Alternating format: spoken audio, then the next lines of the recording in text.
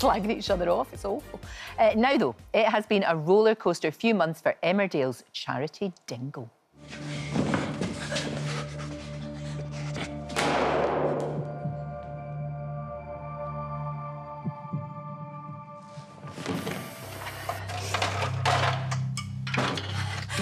I'm not coping at all. And I can't speak to Mac about it because I saved his life, and yet I kind of wish I hadn't, because that would be great. That would be straightforward grief, wouldn't it? But this is like, this is torture. I've done loads I'm not okay with anymore. I need you to call an ambulance. And now I've killed someone. Nearly killed my husband. Surprised you're not writing lost cause in your little notebook. Well, Emma Atkins joins me now.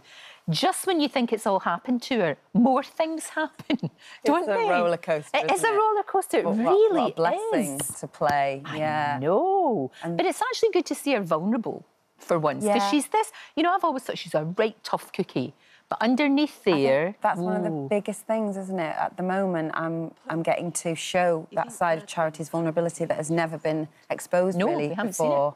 And I think the therapy session brings that out. You start to deconstruct, and I loved that episode so much, playing that was against... very special. Yeah, with Rekha, John Cherry, who was awesome, and it just made me feel like I was actually in therapy, and, that we all actually need it, really. But, I feel very lucky to be playing this level of complexity of a character. Well, that's the thing about Emmerdale, because you get a character, and you've been on and off for 25 years, haven't you? Yeah. I mean, I know you left for a little while, came back, and then left to have a baby, and then came back, which is wonderful. I think that's good. But in all of that time, the amount of things that's happened to her, as an actress, it's a journey. This must be brilliant playing her, because she's bad. She is a badass. I guess I know her so well now. Yeah. So being given these episodes was a gift, especially the therapy one, because it was the beginnings of finding out what's compartmentalised in her head. Yeah. And now it's like, let's get this out, because until you do, you're going to keep, and I think the shooting of Harry was her tipping point, like it says in the script. Very much so. And it's brought it all to the surface, and it's spilling out, and PTSD storyline was awesome to be able to be challenged and show people that trauma is unique to everybody, Everybody goes through their own... You're absolutely right. So and everybody's different, has to be treated differently. What I think is really good is the way that they're handling and will handle the way that she's got to tell her children and talk to her kids, because it's difficult, isn't it? We all want to kind of protect our children, but at the same time, sometimes honesty not... and truth is needed. So needed in all our lives with children. Kids aren't daft. They're so resilient, and they're smart as anything, and don't sell them something that's not authentic in a way that is gentle enough for a child to understand. And I loved playing that little scene with Arthur where I get to say, I think it's tonight, I'm not sure. Yes. No, well, actually, we've got a little clip of tonight. Let's have a look at how this plays out, because it's really, really important. I think you're finally starting to feel safe. In your big manly arms. Still.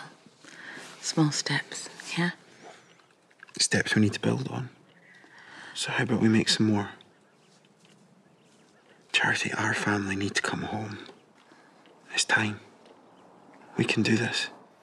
You can see she's really worried about the children coming back. Yeah. Is she going to be able to cope with it? She can't. I think she's so frightened of what she's capable of doing under that level of stress. Sure.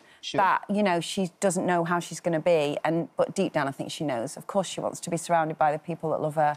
And help her heal, we hope. We all heal through love, being loved and loved, don't we? I know. And I know you were watching our interview there with Jane Goodall. Oh, my God. What an amazing... Isn't she amazing? Yeah, She's just astonishing. Astonishing. I'm in absolute awe. Because because there's a lot going on at work, right? There's a lot of pressure. Yeah. Actually, with all of us. But I love how you de-stress. It's nature. It is. You just enjoy being out in nature. Immerse myself in those trees. Yeah. Why not? Like, they don't let you down. They're just strong and and they give off good oxygen. If you get yourself lost in a forest in the middle of nowhere and you breathe, you're like, this is a different air to any other. I know what you mean. City, town air. It's a pure air. So that's just where you can... Because I notice on social media, most of what you... In fact, just about all of what you put out there, it's all trees. Yeah. But it's very relaxing. I love it. It's my passion, really. Yeah. And when you've got a really high-pressure job, and you're a mother as well, you just need a little Yeah. bit, even if it's just 5 minutes. Well, I go with my dog and my son and my boyfriend, and we go and we find, adventure. Adventure. I love it. So important in this chaotic world. It really is. And there's nobody more chaotic than My character.